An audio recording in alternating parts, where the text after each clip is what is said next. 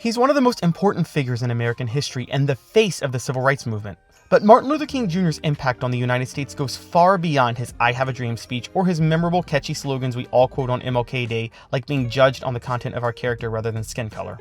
Born in Atlanta, Georgia in 1929, King most notably served as president of the Southern Christian Leadership Conference from its founding in 1957 until his death in 1968.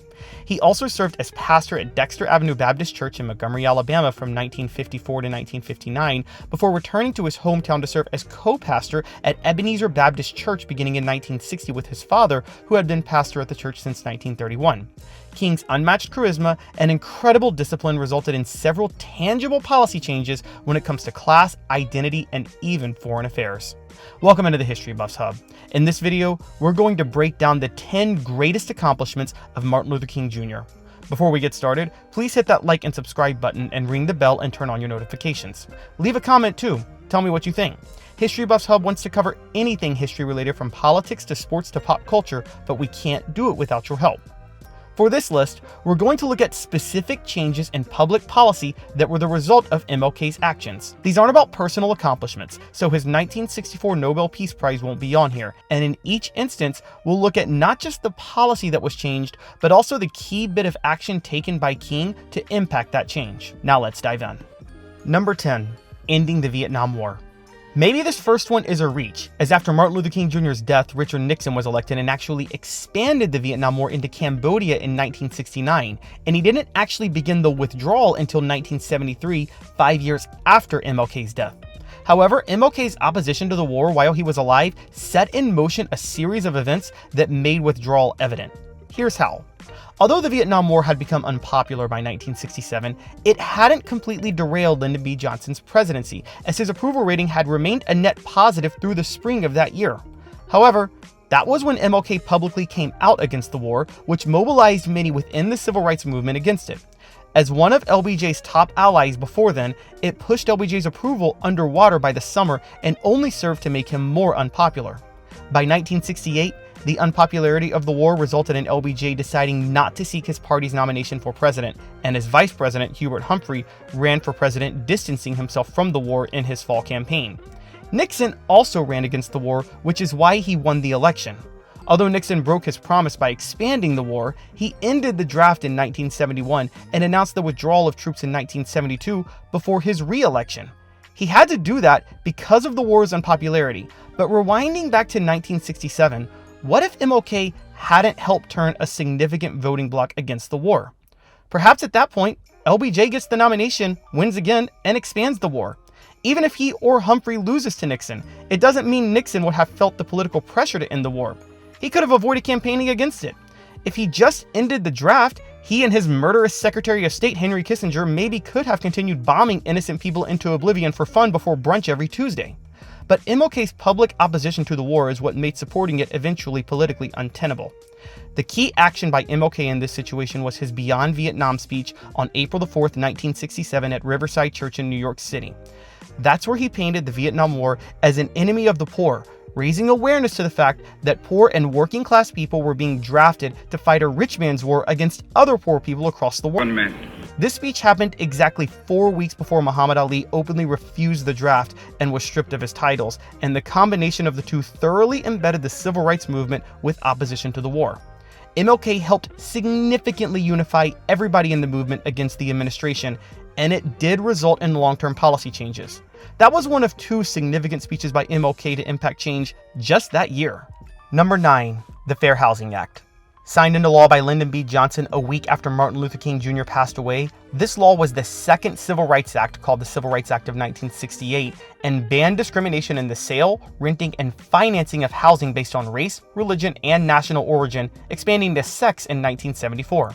Momentum for this was created by the Chicago Freedom Movement, which exposed the gross inequalities in housing through a series of rallies and protests in Chicago in 1965. But a speech by MLK that shocked the conscience of white America was the key moment to spearhead this passage. In 1965 and 1966, lack of progress on the issue of housing led to riots in New York City, Chicago, and Watts. As the riots seemed to be halting the momentum of the civil rights movement, MLK was expected to come out and condemn it, given how he had developed his reputation for nonviolence by 1967. He had already won his Nobel Peace Prize and was famous for his interview on Meet the Press, all due to his steadfast public commitment to nonviolence. So 10 days after his anti-Vietnam speech, when he spoke to a majority white crowd at Stanford University, he shocked the world when he explained what the riots were really about. A riot is the language of the unheard. What is it that America has failed to hear? It has failed to hear that the plight of the Negro poor has worsened over the last few years. It has failed to hear that the promises of freedom and justice have not been met. And it has failed to hear that large segments of white society are more concerned about tranquility and the status quo than about justice, equality, and humanity. This was an earth-shattering moment for the movement. To white America, MLK seemed like the safe alternative to some of the more radical branches of the civil rights movement. So for him to lay out the conditions that led to the riots was a very inconvenient fact for the politicians and the public at large. When a riot in Detroit broke out later that summer, the Democratic-dominated federal government that depended now on black voters had no choice but to address the issue or risk a devastating split in their own party, one that eventually came anyway, by the way. So the Fair Housing Act passed the House a month after the Detroit riots. It passed the Senate in March of the following year. A common misconception is that the Fair Housing Act was signed into law as a result of the sympathy for MLK's death, but it was already making its way to LBJ's desk beforehand, so it would have been signed no matter what. Also, the key movement beyond MLK's speech that led to the act had another, even greater impact on the country, albeit underrated. We go to that next. Number 8, the growth of community health clinics. Yes, healthcare was a major part of the civil rights movement, and Martin Luther King Jr. was instrumental in expanding it to minorities and the disadvantaged. The key moment for this was the Chicago Freedom Movement that we already mentioned, which was the catalyst for the Fair Housing Act. In 1965, MLK led a large rally, marches, and demands to the city of Chicago to address racial inequalities in the city related to housing, education, employment, and healthcare. This was the largest protest he had organized outside of the South. The Medical Committee for Civil Rights was strongly involved with the movement, which used volunteer physicians to care for the underprivileged communities in the city. Such a focus actually led to community-led healthcare programs, and that became a nationwide model. And it inspired Lyndon B. Johnson to use the Office of Economic Opportunity, which was created by the Economic Opportunity Act of 1964 as part of his War on Poverty initiative, to provide federal funding for such clinics. The initiative was codified into law a decade later with the Special Health Revenue Sharing Act in 1975, and it's why there are community health clinics to this day. But it doesn't happen without MLK organizing the Chicago Freedom Movement. Of course, MLK didn't live to see the act passed, but it's one of many accomplishments that his work led to after he passed away, including one that may have been a direct result of his assassination, which we go to next. Number 7, strengthening public sector unions.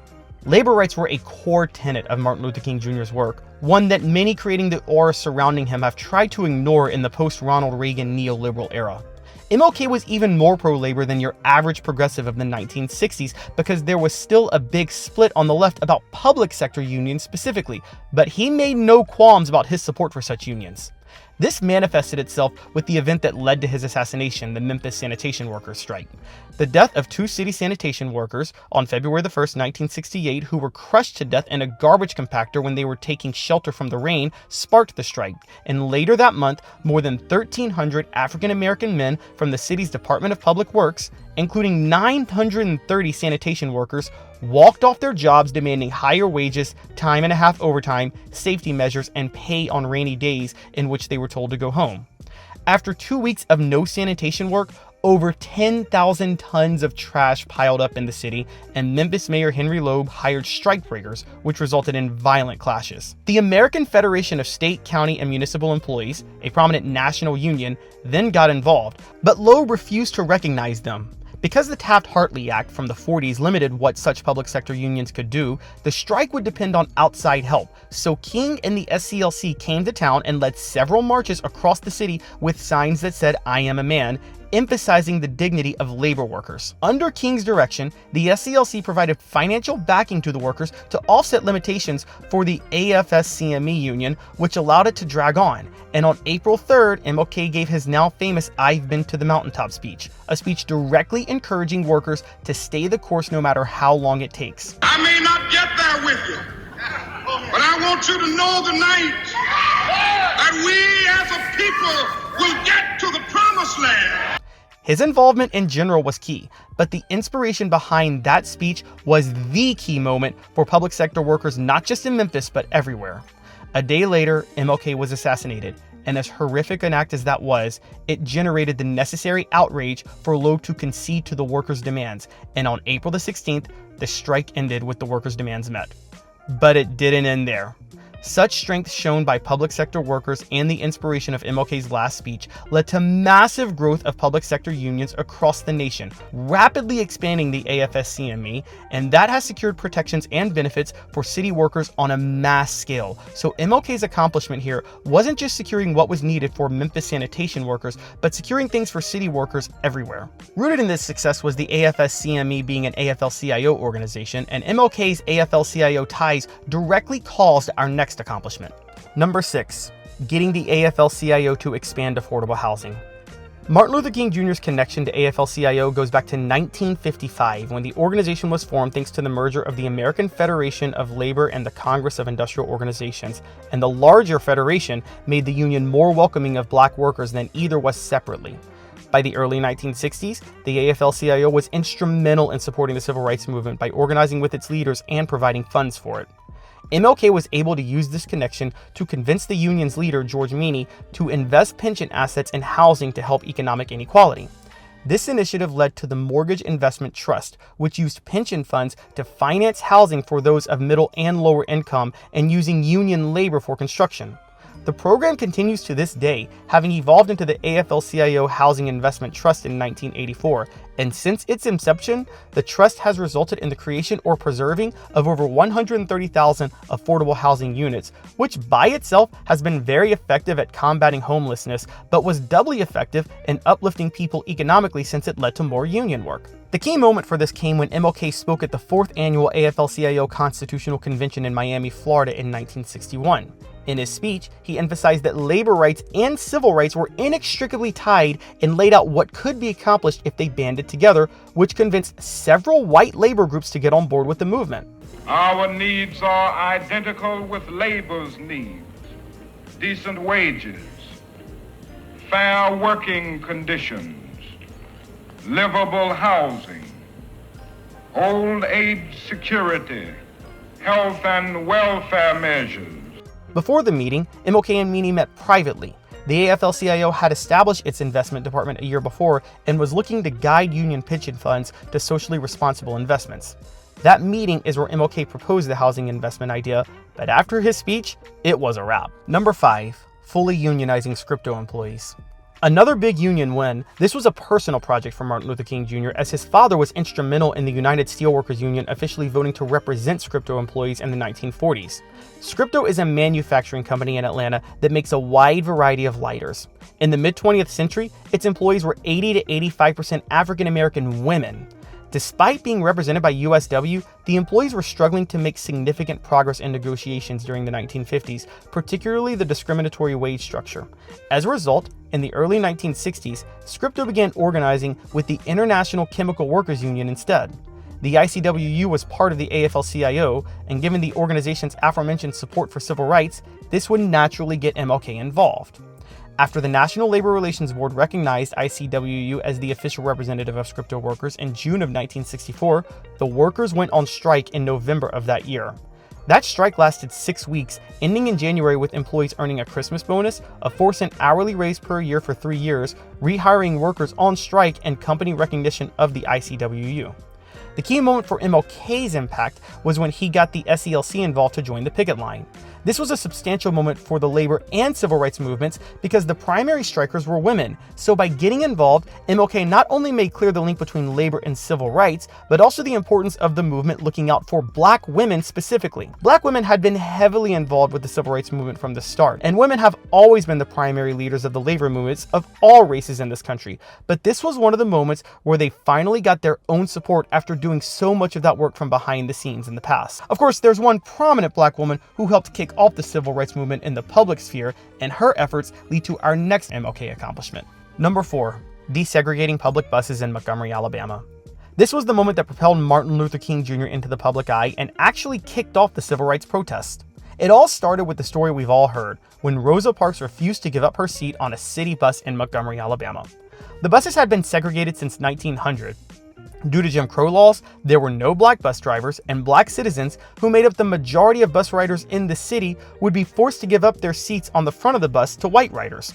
Several black people were arrested in the 1940s and 1950s for refusing to give up their seats, but Parks' arrest on December 1st, 1955 is what sparked the boycott. In response to the arrest, local chapter NAACP President E.D. Nixon organized a meeting at MLK's church then, which was Dexter Avenue Baptist in the city.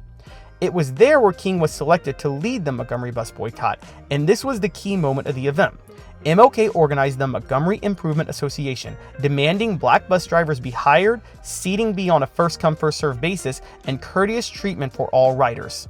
On December the 5th, the day Parks was found guilty, the boycott began. For the next year, black people avoided riding the city buses, getting around via carpooling, a willingness to walk long distance, black taxi drivers only charging the equivalent of bus fares per ride, and even the use of bicycles, mules, and wagons. MLK made clear the boycott will remain in place until the MIA demands were met. Eventually, this cost the city of Montgomery over $700,000, creating a 68% revenue shortfall in public transit. City and state leaders tried to respond by fining cab drivers who didn't charge over 4 times the rate to ride the bus, dramatically increasing membership in the White Citizens Council, and arresting carpool drivers on conspiracy charges. All that did was draw more attention to the case, which resulted in the courts picking it up as 4 black women who had been discriminated against on the city buses collectively became plaintiffs in a federal civil action lawsuit against the city, claiming that segregation on its buses violated their rights under the 14th Amendment. 2 years after Brown versus the Board of Education, the Supreme Court ruled in favor of the plaintiffs in the landmark Browder v. Gale, banning segregation and public transportation nationwide in November of 1956. The boycott then ended in December of that year with all city buses desegregated. Although it was a Supreme Court case that resulted in the change, that case doesn't get brought without the effectiveness of the boycott, and it was MLK's first significant victory. But his biggest victories in Alabama were yet to come, which leads to our next accomplishment. Number 3, desegregating Birmingham. 8 years after the Montgomery bus boycotts, MLK led arguably the most famous or infamous protest campaign of the civil rights movement. After moving back to Georgia to co-pastor with his father at Ebenezer Baptist Church in 1960 and now president of the SCLC, King attempted 2 campaigns in Georgia, the Atlanta sit-ins and the Albany movement. Although the Atlanta sit-ins, which saw him go to prison before John F. Kennedy secured his release, had some success with integrating lunch counters, black leaders were upset at the compromises, and the Albany movement achieved no meaningful results. It became clear that Georgia state officials were not willing to take the bait of the protesters, something that was needed to generate the necessary national outrage for change. So MLK moved his efforts back to Alabama with the Birmingham campaign. From April 3rd to May 10th, a series of nonviolent protests in 1963 were met with violent reactions from Birmingham police, who were led by City Commissioner of Public Safety Bull Connor. This campaign culminated in the Children's Crusade, where for a week in May, many black children would walk out of school in protest, get arrested, be set free, and walk out of school the next day to be arrested again. MLK was arrested for leading the campaign, which violated a court injunction prohibiting such protests in the city, which resulted in him writing his now famous letter from the Birmingham jail. The key moment was during the Children's Crusade, though, when the press descended onto the city only to film Connor's police department unleashing fire hoses and police dogs on children protesting the movement. That created an international backlash, and fearing the consequences it would have on the city, leaders reached a truce in May to desegregate all public facilities in downtown Birmingham. But as successful as that was, it launched a far greater movement that led to something even more successful. Number 2, the Civil Rights Act of 1964. Such a victory from the Birmingham campaign got the federal government involved in the civil rights movement and forced President John F. Kennedy's hand, who didn't want to get involved too quickly. And in June of 1963, Kennedy introduced the Civil Rights Act to Congress. However, it stalled in the House. A month later, MLK led the March on Washington, where he gave his now famous "I Have a Dream" speech. No matter how slow Congress would be to move on the bill, it was very clear they would have to act. Then, in November of that year, JFK was assassinated, and MLK used his newfound fame to push Lyndon B. Johnson to reintroduce the Civil Rights Act in honor of JFK after he became president. LBJ did just that, and after the House passed the bill in February of 1964, the Senate passed it in June. LBJ signed it into law in July. The bill outlawed discrimination based on race, color, religion, sex, and national origin in several fields, from state and local government's treatment of its citizens to who private businesses could patron. Although the act needs no real explanation, there were multiple key moments, but MLK's "I Have a Dream" speech would have to be the most obvious. It is a dream deeply rooted in the American dream. I have a dream that one day this nation will rise up and live out the true meaning of its creed. Organizing the march itself could be on there, along with meetings with both JFK and LBJ, but his speech probably did more to gear up the public pressure for the bill more than anything. Of course, the Civil Rights Act left out one key component, which kept it from being MLK's greatest accomplishment, and we'll get to soon. Before we get to Martin Luther King Jr.'s greatest accomplishment, I want to address a couple of honorable mentions. MLK actually led efforts to kill several right-to-work laws in the 1960s. Working with the NAACP, he helped distribute pamphlets to African Americans in Oklahoma, using his words encouraging them to come out and vote against a right-to-work ballot measure in 1964, and it worked. That move generated momentum elsewhere, as Maine also defeated a right-to-work law and Indiana repealed one. However, he couldn't overturn the part of the Taft-Hartley Act that allowed right-to-work laws in the first place, and Oklahoma and Indiana passed right-to-work laws in the 2000s anyway, so we can't really say that was an accomplishment now. The Poor People's Campaign, which MLK created, led a march on Washington in 1968 for an economic bill of rights, and that helped create the Commodity Supplemental Food Program in 1969 as a pilot to address hunger issues among pregnant women, infants, and young children, and then was codified with the 1973 Agriculture Act, later the 1977 Farm Bill. MLK not only created the campaign, but organized the march. However, the march itself, along with the programs, happened after his death. And while that didn't keep other accomplishments from making this list, the farm lobby was also a huge supporter of this program, so it's likely it would have occurred anyway. And the number one greatest accomplishment by Martin Luther King Jr.? The Voting Rights Act of 1965. To break the stalemate on the Civil Rights Act of 1964, Lyndon B. Johnson stripped the Voting Rights Act out of it. That was the most crucial piece, as Martin Luther King Jr. knew African Americans needed all barriers to voting removed if they were going to truly exercise their political power. Then LBJ won a historic landslide in the 1964 presidential election, capturing 486 electoral votes, 61.1% of the popular vote, in 44 states, all due to the Republicans foolishly nominating Barry Goldwater, who had voted against the Civil Rights Act. Goldwater's perceived radicalism allowed the Democrats to expand their majorities to 295 seats in the House and 68 in the Senate. These were New Deal level numbers for the Democrats, but unlike the New Deal, this was a majority largely made up of liberal Democrats, so what remains the most liberal Congress in history took over in 1965. As a result, MLK went right back to work pushing for LBJ to pass voting rights, which LBJ was hesitant to do because of the unwritten rule in politics that you don't pass a bill to add on to a bill you spent so much political capital passing 1 year earlier. Because of LBJ's hesitance, MLK organized another series of protests, and the protests in Selma, Alabama were the key moment in this bill passing. In March of 1965, MLK and the SCLC organized a series of marches from Selma to Montgomery, Alabama. The first march culminated with a clash between the protesters and state and county law enforcement on the Edmund Pettus Bridge on March the 7th, where law enforcement used brutal and violent tactics to suppress the nonviolent protesters in an event now known as Bloody Sunday, which was captured on camera for everybody to see, just like the Birmingham campaign. It's the march in which John Lewis was brutally beaten and sent to the hospital. National activists of all races and creeds joined in response for the second march 2 days later, which MLK halted due to a federal court-issued temporary injunction against further marches. That night, anti-civil rights groups murdered civil rights activist James Reeb. After the violence, LBJ gave a speech to Congress announcing his support for the voting rights bill on March the 15th, and it was introduced March the 17th. MLK and the protesters marched again on March the 21st, reaching Montgomery on March the 24th. The act passed the House in July and passed the Senate in August before LBJ signed it into law that same month. Of all the significant legislation MLK is responsible for, none is greater than this one. Thanks for hopping into the History Buffs Hub to watch this video. What would you say is Martin Luther King Jr.'s greatest accomplishment?